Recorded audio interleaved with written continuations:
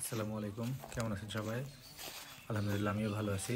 এখন যাচ্ছি ঘাস কাটতে ফার্মের তিনজনকে নিয়ে। এই রোদ্রে গরমের মধ্যে প্রচণ্ড গরম, রোদের তাপও অনেক বেশি আজকে, তবুও কি ঘাস কাটতেই হবে।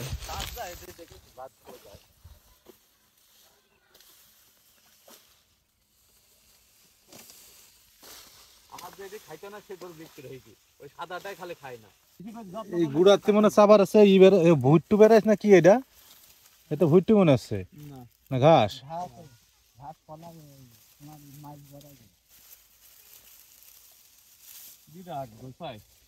বাবা জঙ্গল।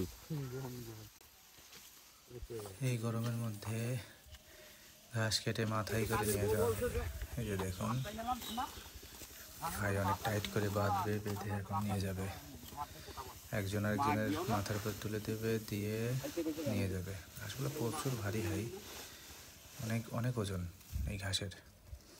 যেমনি কাঁচা ঘাস, এই পাইপ দিয়ে ভালোই হয় আমরা বান্ধা, তাই না? বোঝাগুলো বাঁধার জন্য ইউজ করা হচ্ছে এই পলিথিনের পাইপ, যেটাকে অনেকে এলাকার ভাষায় বলে থাকি ধরা পাইপ।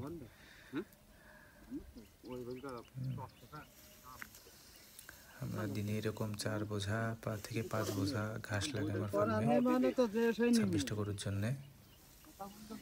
এখন ভাই মাথায় তুলে দেবে।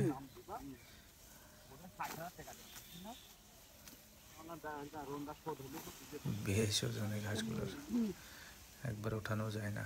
বেশি হয়ে গেল নাকি? এখন এগুলো নিয়ে আস্তে আস্তে ফার্মের দিকে চলে যাবে। এটা হচ্ছে প্রথম বোঝা, এরকম আরও 5টা বোঝা, মানে 4 থেকে 5টা বোঝা নিয়ে যাওয়া হবে। মানে প্রতিদিন আমার 4 থেকে 5 বোঝা ঘাস টাকা লাগে হিসাবেই যায়, তাই না? 26টা গরুর জন্য। এবং কিছু ছাগল আছে, আপনারা যারা আমার পুরাতন ভিডিও দেখেন তারা জানেন যে কিছু ছাগল আছে, সে ওই জন্য ছাগলের আপনার কাছে দিয়ে ঘাস রাখি। কাটা হয়। এই যে ভাই চলে যাচ্ছে, এই যে বাগানের মধ্যে দেখা যাচ্ছে ফার্মের সব।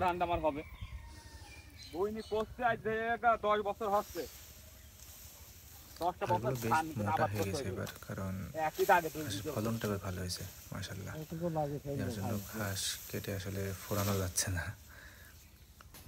এই যে আমি এক ভাগ নেগে দিয়েছি মাটি কোপাতেও। এখানে হচ্ছে ভাদ্র ধানের আর কি চারা দেওয়া হবে, যেটা আমরা বীজ চালিয়ে করব গরুর জন্য।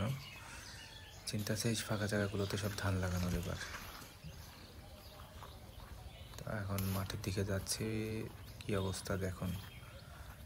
এখানে একটা বড় ভাইয়ের আর কি ভুট্টার ক্ষেত ঝড়ে পড়ে গেছে। আমাদের ভাই ঘাসের আইল দিয়ে পার হয়ে এখানটাও ঘাস লাগাবো, ফাঁকা জায়গাতেও ঘাস লাগানোর ইচ্ছা আছে। দেখি ওই পাশে বড় ভাই কি করে সব।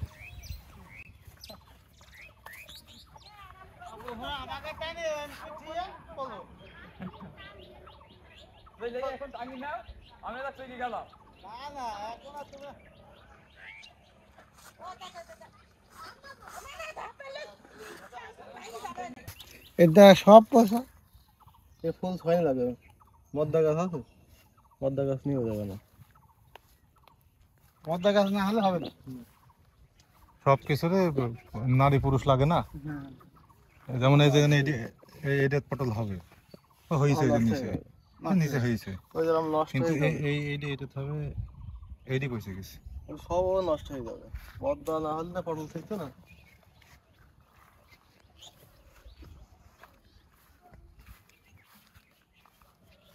ফুল বেরিয়েছে, কত বললাম না আমি পরে কিনা হয়ে গিয়ে এখন তো।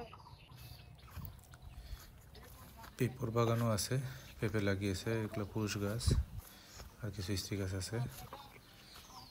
এই যে চলুন দেখাই, এই যে ছাগলের জন্য ঘাস লাগানো হয়েছে। আর এখানে এই পাশেই হচ্ছে ছাগলের খোয়ার। দিনের বেলা ছাগল এখানে থাকে, যখন ছাগলগুলো এখন খাওয়া দাওয়া করে এর মধ্যে আর কি রেস্ট করতেছে। চিন্তা আছে পুরো বাগানটাতে একসময় ছাগল ছেড়ে দেওয়ার, তার জন্যে আর কি পুরো বাগানটা ঘেরা লাগবে। তো দোয়া করবেন যাতে আস্তে আস্তে এগুলো করতে পারি। এই যে এদেরকে সবের মধ্যে আটকে রাখা হয়েছে যাতে এদিকে না চলে যায়।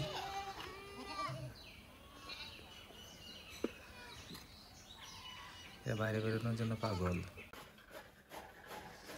ঘাস চড়ানো হচ্ছে বিচালি, এইটার সাথে কাঁচা ঘাস মিক্স করে খাওয়ানো হবে গরুকে।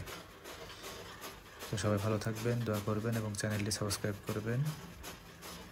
এই চ্যানেলের সাথে থাকলে অনেক কিছু জানতে পারবেন।